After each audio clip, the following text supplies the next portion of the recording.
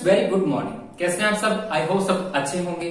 तो आज हम आपके लिए बहुत ही अच्छा लेक्चर लेके हैं और इस लेक्चर का नाम है जनरल ऑर्गेनिक केमिस्ट्री, यानी कि जीओसी के नाम से हम इसको पढ़ते हैं। ठीक है, तो इसको हम क्या करेंगे, बिल्कुल बेसिक लेवल से आज स्टार्ट करेंगे, धीरे धीरे इसको अपने एडवांस लेवल तक लेके चलेंगे। राइट, तो सबसे पहले हम उन मुद्दों पे सबसे पहले बात कर लेते हैं, उन प्रॉब्लम्स की हम बात कर लेते हैं जो कि स्टूडेंट को एग्जाम हॉल के अंदर फेस करनी पड़ती है। तो सबसे पहली प्रॉब्लम ये रहती है कि स्टूडेंट से जो क्वेश्चंस आते हैं ऑर्गेनिक से रिलेटेड, वो अच्छे से क्रैक नहीं हो पाते हैं। ठीक है, उसका मेन रीजन यही होता है कि उनके जो कॉन्सेप्ट होते हैं वो अच्छे से क्लियर नहीं होते हैं। ठीक है, उसकी वजह से ये प्रॉब्लम फेस करनी पड़ती है।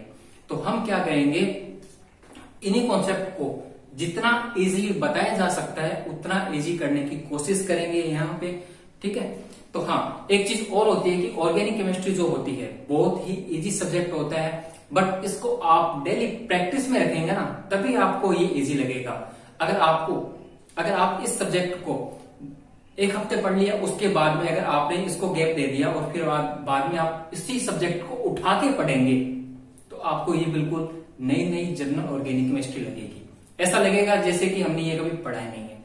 ठीक है, तो इसके अलावा क्या होता है कि मेनली जो स्टूडेंट होते हैं वो प्रैक्टिस नहीं करते हैं क्वेश्चंस की। थ्योरेटिकली बहुत बेस्ट होता है उनका, कोई प्रॉब्लम नहीं होती उनको, बट क्या होते हैं कि जो क्वेश्चंस होते हैं उनकी वो प्रैक्टिस नहीं कर पाते हैं। डेली रेगुलरली क्या होते हैं कि वो प्रैक्टिस में नहीं रहते हैं क्वेश्चंस। जब तक प्रैक्टिस नहीं करेंगे तब तक ऑर्गेनिक जो केमिस्ट्री है काफी डिफिकल्ट लगेगी। तो आप क्या करेंगे कि हमारे साथ बने रहेंगे, डेली वीडियोस देखेंगे। ठीक है, जो भी क्वेश्चंस मैं आपको करवाऊं वो आप हमेशा रेगुलरली प्रैक्टिस में रखेंगे। जो भी कॉन्सेप्ट मैं आपको करवाऊं उसको आप अच्छे से क्लियर करेंगे। ठीक है, ऑर्गेनिक केमिस्ट्री के अंदर क्या होता है, जनरल ऑर्गेनिक केमिस्ट्री क्या होता है, पूरी ऑर्गेनिक केमिस्ट्री की बैकबोन होती है, इसलिए इसको अच्छे से समझना बहुत जरूरी है। ठीक है, अगर ये अच्छे से नहीं आएगा तो ऑर्गेनिक केमिस्ट्री आपको अच्छे से समझ में नहीं आएगी।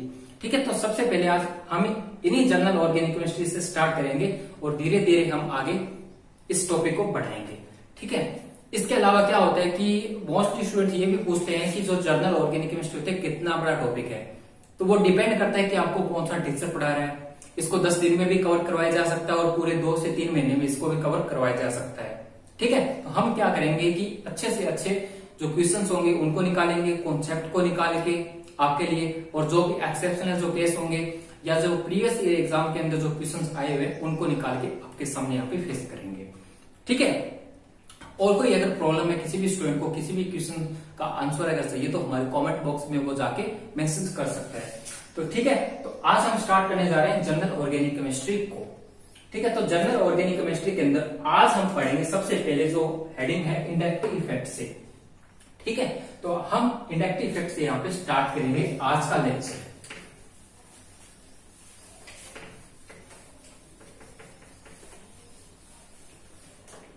चलिएगा, इंडक्टिव इफेक्ट। तो इंडक्टिव इफेक्ट क्या होता है, कैसे काम करता है और कैसे अप्लाई होता है, उन सब की हम स्टडी करेंगे यहाँ पे। इससे पहले आप हेडिंग डाल लीजिएगा यहाँ पे, इलेक्ट्रॉन डिस्प्लेसमेंट इफेक्ट।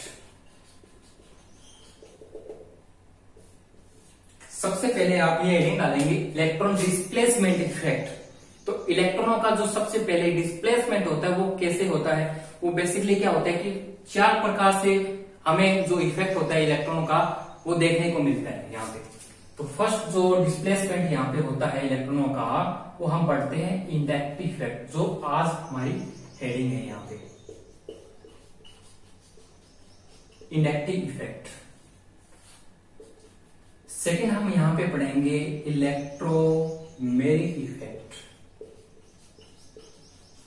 देखो, ऑर्गेनिक केमिस्ट्री के अंदर क्या होता है, जनरल ऑर्गेनिक केमिस्ट्री में क्या होता है कि कुछ कुछ बातें ऐसी भी होती हैं जिनको अच्छे से याद करना भी बहुत जरूरी होता है। जैसे कि आपको कभी कभी ऑर्डर्स के लिए बोला जाएगा कि एक बॉक्स बना ली जाए और उस बॉक्स के अंदर ये वाला जो ऑर्डर है वो मेंशन कर दिया जाए, उसको हाईलाइट कर लें। ठीक है, तो कुछ ही होते हैं ऐसे ऑर्डर जिनको अगर हम जनरल ऑर्गेनिक केमिस्ट्री के अंदर अगर अच्छे से क्लियर कर लेंगे, अच्छे से पढ़ लेंगे इनको, तो बाद में पूरी ऑर्गेनिक केमिस्ट्री के अंदर कहीं भी कोई प्रॉब्लम नहीं आएगी। ठीक है, तो थर्ड इफेक्ट जो होता है वो होता है हाइपर कॉन्जुगेशन इफेक्ट।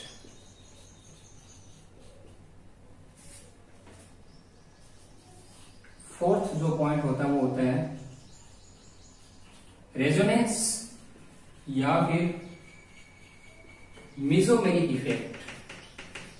ठीक है, कभी कभी इसको मीजोमेरिक भी बोलते हैं, कभी इसको रेजोनेंस, यानी कि कोई ज्यादा डिफरेंस नहीं होता। ठीक है, कॉमनली थोड़ा सा डिफरेंस होता है इसमें, तो जो भी डिफरेंस होगा वो हम जब रेजोनेंस यहाँ पे पढ़ेंगे तब हम इस मुद्दे को उठाएंगे। ठीक है, तो यहाँ पे हमने क्या देखा कि जो इलेक्ट्रॉन का जो डिस्प्लेसमेंट होता है हमने 4 प्रकार से देखने को मिलता है, 4 टाइप से। ठीक है, तो पहला जैसे कि inductive effect, electromeric effect, hyper conjugation और रेजोनेंस इफेक्ट। ठीक है, ये 4 तरह का जो इफेक्ट होता है अपने को देखने को मिलता है। और आपसे कभी कभी ये भी पूछ लिया जाता है कि जो यहाँ पे इलेक्ट्रॉनों का जो डिस्प्लेसमेंट होता है वो परमानेंटली है या टेम्परेरी है, ये भी अपने को पता होना चाहिए। तो यहाँ पे मैं आपको बता देता हूँ कि जो इलेक्ट्रोमेरिक जो इफेक्ट होता है वो कैसा होता है, एक टेम्परेरी इफेक्ट होता है। कैसा इफेक्ट होता है, टेम्परेरी इफेक्ट होता है ये। ठीक है, और इसके अलावा जो 3 इफेक्ट जो बच गए हैं वो कैसे होते हैं, परमानेंटली इफेक्ट होते हैं। कैसे होते हैं, परमानेंटली इफेक्ट होते हैं। जो इलेक्ट्रोमेरिक इफेक्ट होगा वो होगा टेम्परेरी इफेक्ट। तो टेम्परेरी इफेक्ट होता क्या है, थोड़ा सा मैं उसके बारे में बता देता हूँ यहाँ पे। तो टेम्परेरी इफेक्ट आपने उसको बोलेंगे कि अगर कोई रिएक्शंस हो रही है तो उस रिएक्शंस के दौरान अगर सामने से कोई रिएजेंट अटैक करेगा, मैं फिर से यहाँ पे बता देता हूँ कि कोई रिएक्शंस हो रही है तो उस रिएक्शंस के दौरान अगर कोई भी रिएजेंट अटैक करेगा तभी यहाँ पे इलेक्ट्रॉनों का डिस्प्लेसमेंट होगा, अदरवाइज नहीं होगा। ठीक है, तो और जितने भी इफेक्ट्स बच गए वो कैसे हैं, परमानेंट इफेक्ट कहलाएंगे। ठीक है स्टूडेंट्स,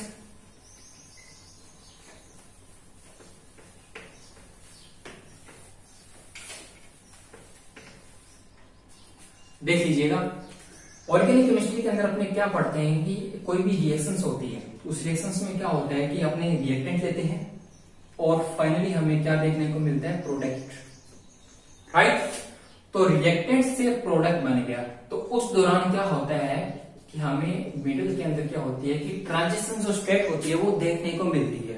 राइट, बहुत ही शॉर्ट टाइम के लिए बनती है और इन्हीं ट्रांजिशन स्टेट को हम बोलते हैं इंटरमीडिएट्स। ठीक है, और इन्हीं इंटरमीडिएट्स की अपने क्या करेंगे, स्टडी करेंगे, इन्हीं के बारे में अपने एक्सप्लेन करेंगे, अच्छे से पढ़ेंगे इनको। ठीक है, तो पहला जो हमारा इंटरमीडिएट है वो होगा इंडक्टिव इफेक्ट। क्या होता है इंडक्टिव इफेक्ट, कैसे काम करता है। ठीक है, अच्छे से थोड़ा सा डिटेल में इसको पढ़ लेते हैं अपने, उसके बाद में क्वेश्चंस करेंगे अपने, अच्छे अच्छे क्वेश्चंस करेंगे इसके। ठीक है, तो इंडक्टिव इफेक्ट क्या होता है, यहां पे displacement of sigma electrons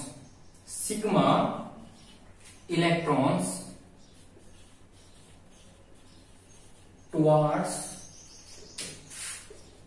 more electron negativity atom of sigma bond। क्या मीन्स कि यहां पे आपको सबसे पहले फर्स्ट जो पॉइंट है आपको ये ध्यान में रखना है कि यहाँ पे जो डिस्प्लेसमेंट होगा इलेक्ट्रॉन्स का, सिग्मा इलेक्ट्रॉन्स का, यहाँ पे पाई की मैं बात नहीं कर रहा, पाई में कभी भी इंडक्टिव इफेक्ट वर्क नहीं करेगा। ठीक है, किस में करेगा, सिग्मा में करेगा, ओनली सिर्फ सिग्मा, इसलिए मैंने यहाँ पे मेंशन किया है। तो यहाँ पे क्या हो गया कि जो डिस्प्लेसमेंट होता है सिग्मा इलेक्ट्रॉन्स का वो कहां पे होगा, जहां पे मोर इलेक्ट्रॉन नेगेटिविटी एटम होगा वहीं पे क्या होगा, यहाँ पे डिस्प्लेसमेंट होगा। ठीक है, ये तो हो गया हमारा फर्स्ट पॉइंट। सेकंड पॉइंट क्या होता है कि यहाँ पे अपने को पार्शियली चार्ज देखने को मिलते हैं। Partially charge are develop. ठीक है, इस तरह से बनते अपने देख लेते हैं, एग्जाम्पल के थ्रू समझ लेते हैं इस इंडक्टिव इफेक्ट को। राइट,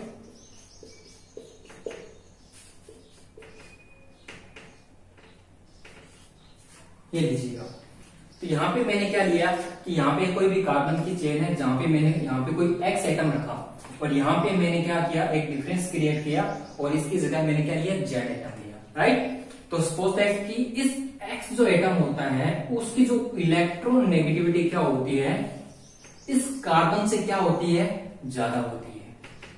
यानी कि यहाँ पे जो इलेक्ट्रॉन नेगेटिविटी क्या है कि इंक्रीजेस है किसकी, इस एक्स एटम की, ठीक है।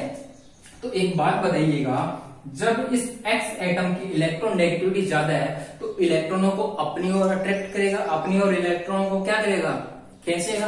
तो इस इफेक्ट को अपने बोलते हैं इलेक्ट्रॉन विड्रॉइंग ग्रुप, ठीक है। क्या बोलेंगे, इलेक्ट्रॉन को विड्रॉइंग करने वाले ग्रुप, ठीक है।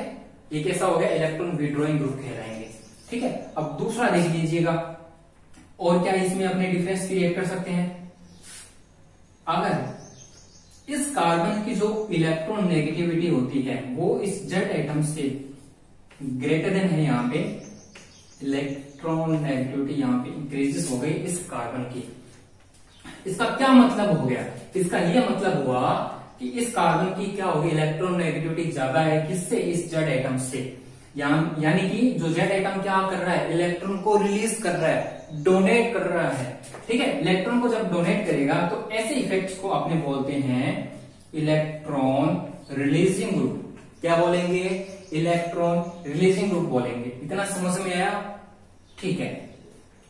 तो अब देख लीजिएगा, अब एक बात बताइएगा, जब इस एटम की इलेक्ट्रॉन नेगेटिविटी क्या है, ज्यादा है, कहने का मतलब ये जब इलेक्ट्रॉन लेगा, एक्स एटम जब इलेक्ट्रॉन लेगा तो इस पे कैसा चार्ज आएगा, पार्शियली क्या आएगा, नेगेटिव चार्ज आएगा।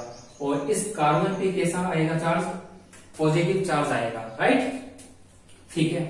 अब इस कार्बन ने क्या किया, इलेक्ट्रॉन गेन किए हैं, यानी कि जेड एटम ने क्या किए हैं, इलेक्ट्रॉन को डोनेट किए हैं, तो खुद पे तो कैसा चार्ज आएगा, पॉजिटिव चार्ज, इसने यार इलेक्ट्रॉन दिए हैं ना, ठीक है। और इस कार्बन पे कैसा चार्ज आएगा, नेगेटिव चार्ज आएगा, पार्शियली कैसा आएगा, नेगेटिव चार्ज आएगा।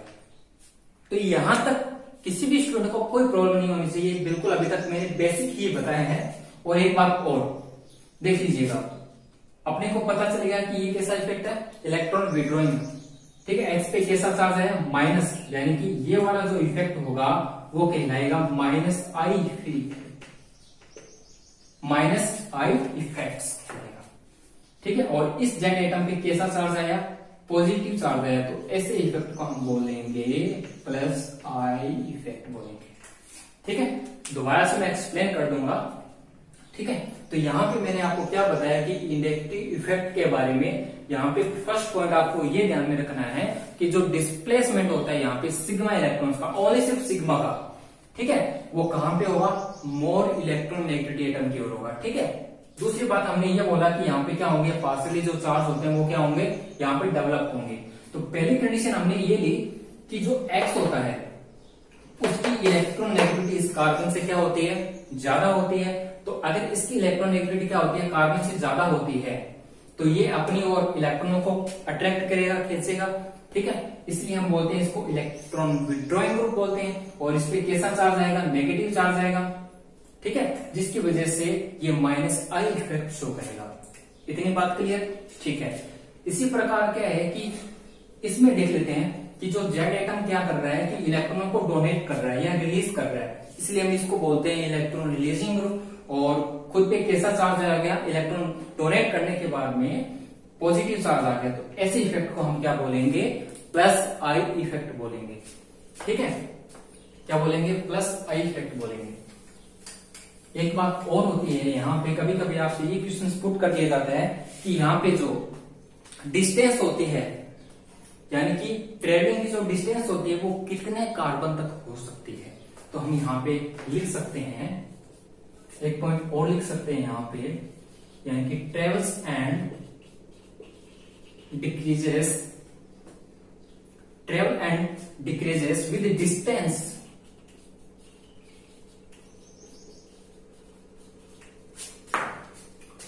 ट्रेवल एंड डिक्रीजेस डिस्टेंस, माना यह जाता है कि जो डिस्टेंस होती है वो क्या होती है कि अप टू 3 कार्बन तक ही रहती है,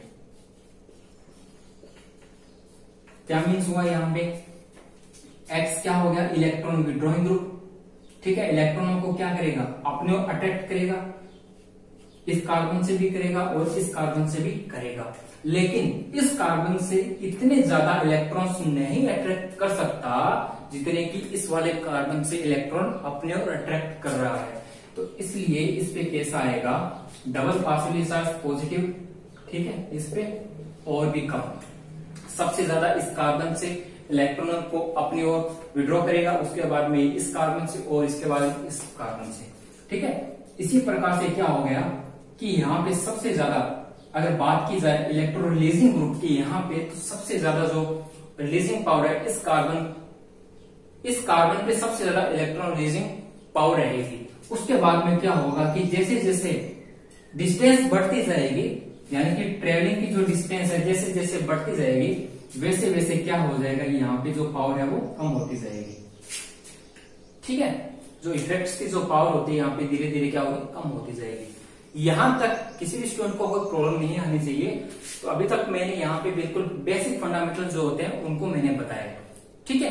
अब अपने क्या करते हैं, कुछ एग्जांपल लेते हैं और अच्छे से यहाँ पे क्लियर हो जाएगा ये चीज।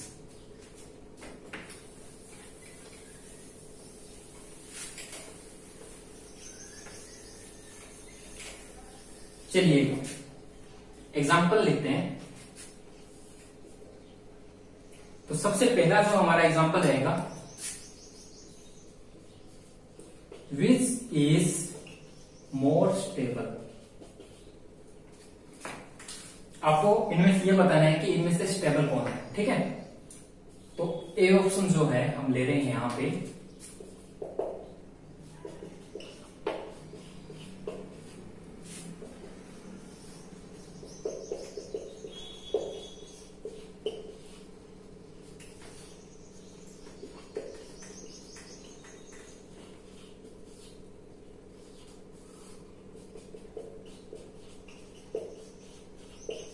ये दीजिएगा, ठीक है। इसमें से आपने को ये बताना है कि इनमें से कौन सा मोर स्टेबल है, ठीक है। तो आपको मैंने बताया था कि इंडक्टिव इफेक्ट क्या होता है, कि सबसे पहला पॉइंट क्या था कि मोर इलेक्ट्रॉन एवरी एटम का, ठीक है। तो यहाँ पे देखिएगा, यहाँ पे एक चीज और आपको मैं बता देता हूं कि पूरी ऑर्गेनिक केमिस्ट्री के अंदर अगर आपको कोई चार्ज स्पीसीज दिखाई दे जाए, कौन सी स्पीसीज, चार्ज स्पीसीज दिखाई दे जाए, जैसे कि ये वाली है जिसपे कोई चार्ज हो, ठीक है। अरे यार किसी भी एटम पे कोई चार्ज होना कोई अच्छी बात है क्या, नहीं ना। तो कोई भी अगर चार्ज स्पीसीज होगी तो वो क्या होगी, हमेशा अनस्टेबल रहेगी, ठीक है। कंपैरिजन अगर किया जाए चार्ज स्पीसीज और न्यूट्रल स्पीसीज के बीच, तो इनमें से मोर स्टेबल कौन रहेगी, न्यूट्रल जो स्पीसीज होगी वो क्या रहेगी, मोर स्टेबल यहाँ पे रहेगी, यानी कि स्टेबल होगी यहाँ पे, ठीक है। कंपैरिजन किसके, चार्ज स्पीसीज के, ठीक है। इतनी बात समझ में आई, ठीक है। दूसरी बात ये होती है कि चार्ज जो होता है जिस भी एटम पे है, जितना ज्यादा रुका हुआ होगा वो कंपाउंड उतना ही क्या होगा, अनस्टेबल होगा। तो सेकंड पॉइंट मैं यहां पे बता सकता हूं कि जो चार्ज होता है जितना ज्यादा क्या होता है, रुका हुआ होगा,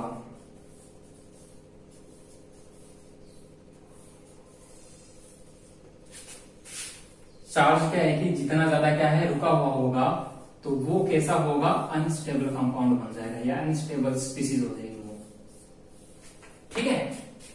एक बात और होती है कि जो चार्ज होता है जितना ज्यादा आप उसको डिस्ट्रीब्यूट कर सको, ठीक है, उतना ही ज्यादा क्या होगा, वो स्टेबल हो जाएगा, ठीक है। तो यहां पे मैं मेंशन कर रहा हूं कि जो चार्ज होता है जितना ज्यादा क्या हो रहा है, डिस्ट्रीब्यूट हो रहा हो, वो उतना ही ज्यादा क्या हो जाएगा, स्टेबल हो जाएगा। डिस्ट्रीब्यूट से मतलब समझते हो, यानी कि इलेक्ट्रॉन्स जो होंगे जितना ज्यादा आप इसको ट्रांसफर कर सके, मतलब कि या तो इलेक्ट्रॉन रिलीजिंग पावर से या विड्रॉइंग पावर से जो भी पावर लग रही हो या जो भी इफेक्ट्स लग रहे हैं उनकी मदद से आप इलेक्ट्रॉन्स को क्या करो, डिस्ट्रीब्यूट करो, ठीक है।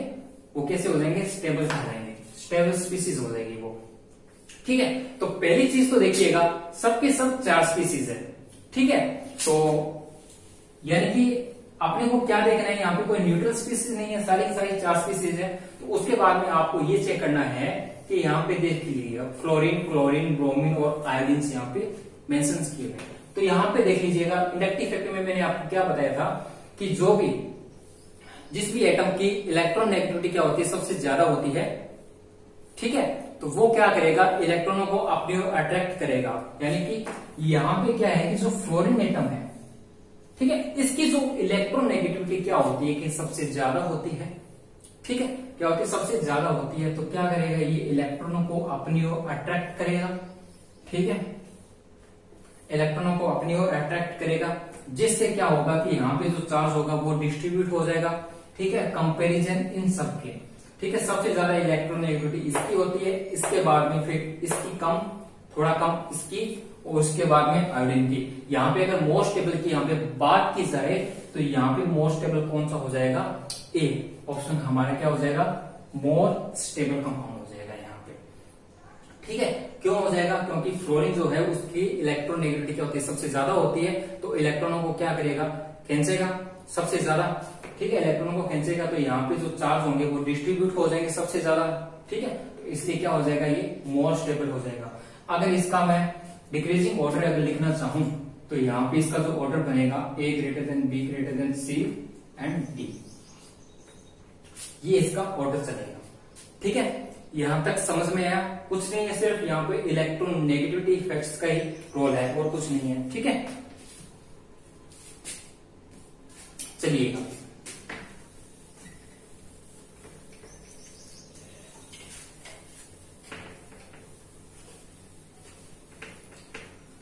आपको ये तो पता होगा ना इलेक्ट्रॉन नेगेटिविटी, जैसे कि ये हमारी पीरियोडिक टेबल होगी, राइट। अगर हम क्या कर रहे हैं कि लेफ्ट से अगर जा रहे हैं राइट, तो उस दौरान क्या होता है कि जो इलेक्ट्रॉन नेगेटिविटी क्या होती है, इंक्रीजेस होती है, धीरे धीरे क्या होती है, बढ़ती जाती है। अगर हम क्या कर रहे हैं, अप टू डाउन जा रहे हैं,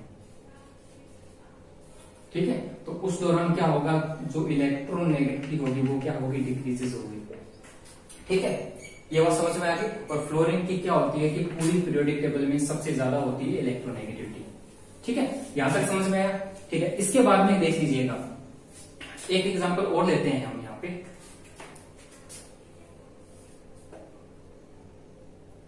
यहां पे भी आपको क्या बताना होगा, मोस्ट स्टेबल कंपाउंड बताना होगा। ठीक है, मोस्ट स्टेबल को आइडेंटिफाई करना होगा।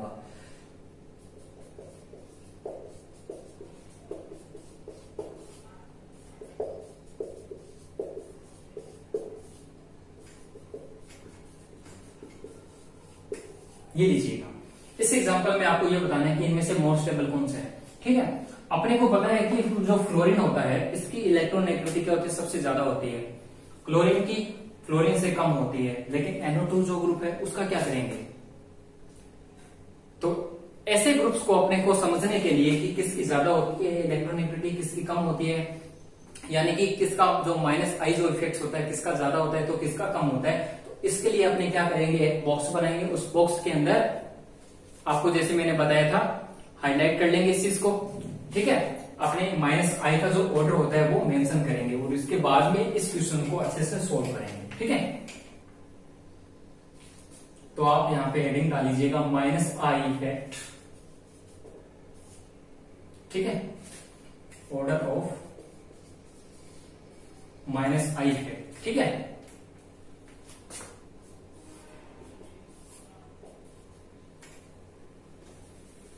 सबसे पहले यहां पे देख लीजिएगा O F2 O plus R2 NF3 NR3 plus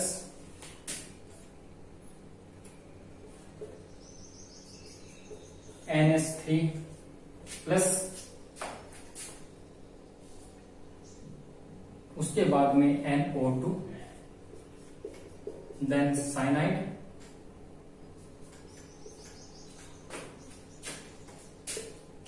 उसके बाद में एल्डिहाइड ग्रुप CHO COR यानी कि कोई भी यहाँ पे कीटो ग्रुप है, ठीक है, और यहाँ पे कोई भी एल्काइल ग्रुप आ जाएगा, ठीक है। इसके बाद में आएगा कार्बोक्सिलिक, कार्बोक्सिलिक के बाद में फ्लोरीन, क्लोरीन, ब्रोमीन और आयोडीन, ठीक है। और इसके बाद में हम बात करेंगे OR, ठीक है, कोई भी इपोक्सी ग्रुप हो जाएगा यहाँ पे, इपोक्सी, कोई भी एल्काइल या कितने भी कार्बन की यहाँ पे चेन हो सकती है, अल्कोहल।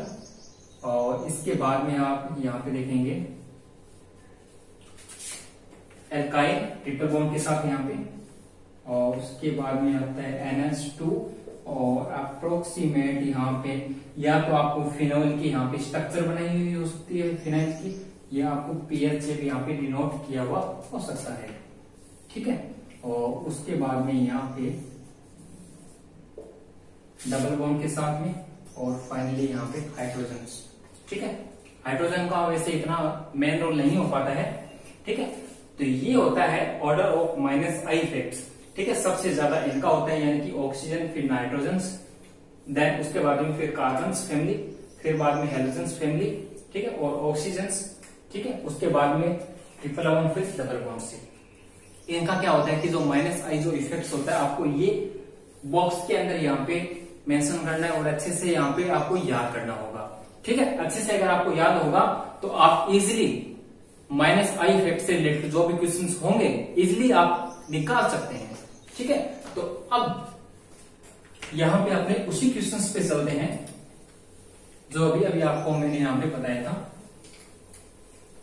अब आप उस क्वेश्चंस को इजिली कर सकते हैं क्योंकि अभी आपको इसका ऑर्डर पता चल गया है, ठीक है। तो क्वेश्चन हमारा क्या था, मोस्ट टेबल्स यहां पे आपको बताना है, ठीक है।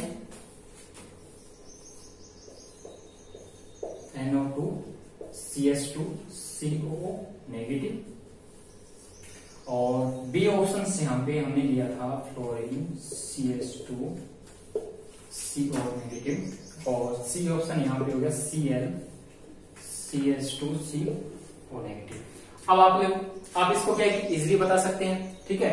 इसका आप डिक्रीजिंग ऑर्डर भी बता सकते हैं, मोस्ट टेबल बता सकते हैं। यहाँ पे हमको पता है कि जो NO2 होता है यानी कि मोस्ट इलेक्ट्रोनेगेटिविटी एटम होता है, यानी कि -I जो इफेक्ट होता है सबसे ज्यादा होता है, -I जो इफेक्ट होता है इन दोनों के कंपेरिजन में सबसे ज्यादा होता है। तो हम यहाँ पे बता सकते हैं कि जो A का जो -I इफेक्ट क्या होता है सबसे ज्यादा होता है, मोस्ट टेबल कंपाउंड होता है, देन B, देन C, ठीक है। नो डाउट यहाँ पे आगे चले, ठीक है। नेक्स्ट क्वेश्चन पे चलते हैं। अब यहाँ पे आपको मैं फिर से यहाँ पे एक्सप्लेन कर देता हूँ कि जितनी ज्यादा आप क्वेश्चंस पे प्रैक्टिस करेंगे ना, उतना ज्यादा वेरिएशन आपको अगर देखने को मिलेगा। अगर उन वेरिएशंस को अगर आप निकालते जाएंगे, वेरिएशन के अकॉर्डिंग आप क्वेश्चंस को निकालते जाएंगे, तो एग्जाम हॉल के अंदर आपको कोई भी प्रॉब्लम नहीं आने वाली है। तो क्या होता है कि अभी इंडक्टिव फैक्ट्स अपने क्यों पढ़ रहे थे, इसलिए पढ़ रहे थे क्योंकि इंडक्टिव फैक्ट से अपनी जो एसिडिटी, जो बेसिसिटी होती है वो हम निकाल सकते हैं, उसका जो ऑर्डर होता है वो हम निकाल सकते हैं, ठीक है। तो आप यहाँ पे हेडिंग डालेंगे एसिड और बेस, ठीक है। तो एसिड और बेस को अच्छे से समझने के लिए अपने यहाँ पे एक रिएक्शंस लिखते हैं कि हमने लिया एसिड और यहाँ पे जो रिएक्शंस हो रही है रिवर्सिबल रिएक्शंस हो रही है और डिस्ट्रीब्यूट हो गई यहाँ पे H+ और A नेगेटिव आयंस के रूप में, ठीक है। और ये जो A नेगेटिव होता है वो कैसा होता है, कॉन्जुगेट बेस की तरह क्या होता है यहाँ पे फॉर्म करता है। और ये हमने यहाँ पे क्या लिया है, एक एसिड लिया है, ठीक है।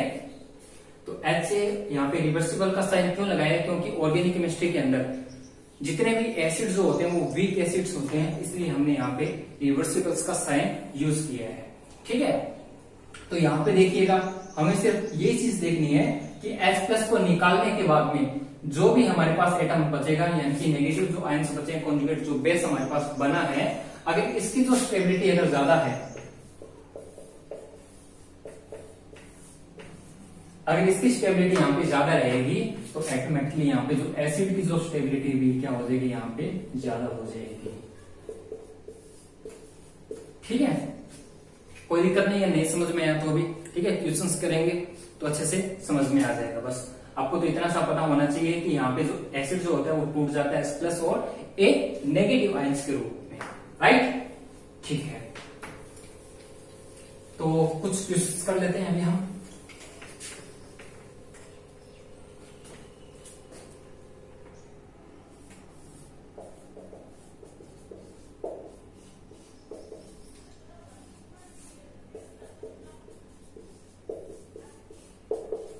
आपको इसके अंदर आपको ये बताना है कि इसमें से मोस्ट स्टेबल कौन सा है, ठीक है।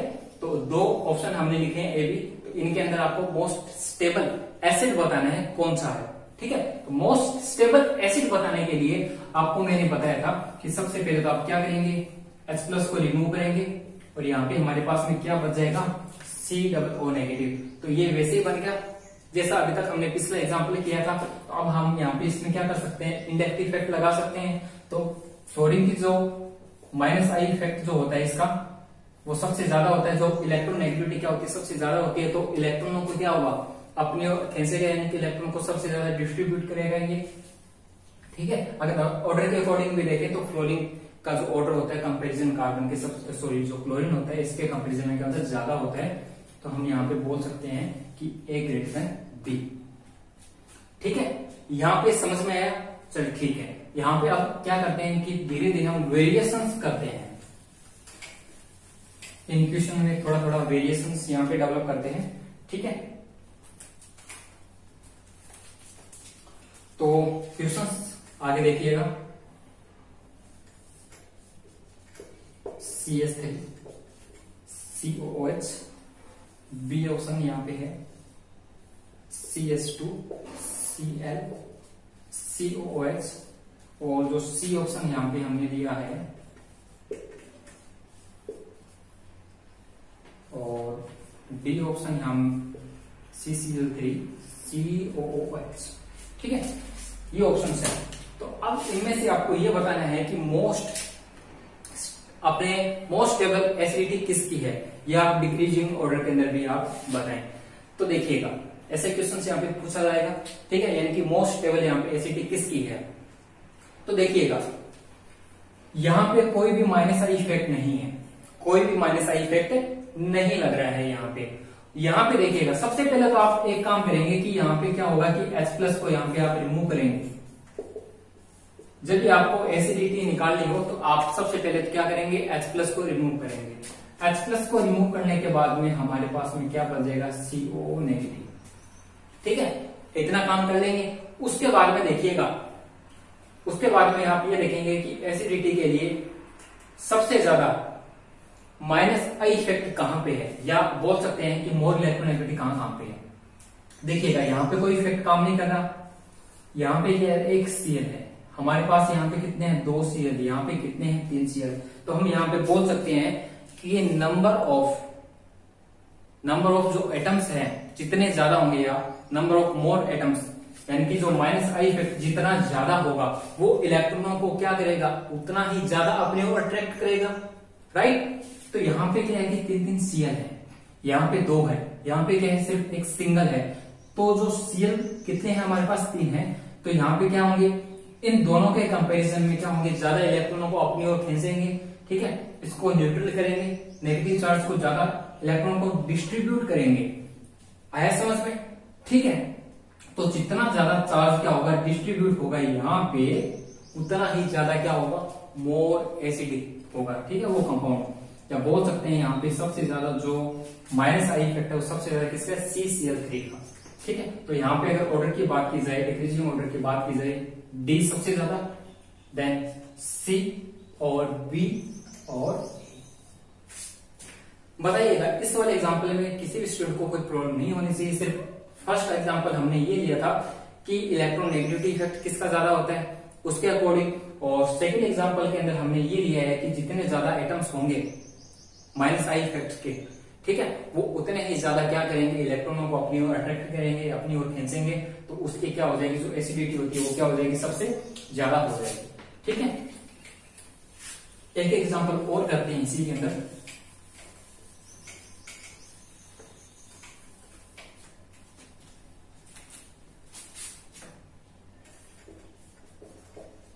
CH3 COOH। इसमें भी आपको ये बताना है कि मोस्ट एसिडिक कंपाउंड कौन सा है।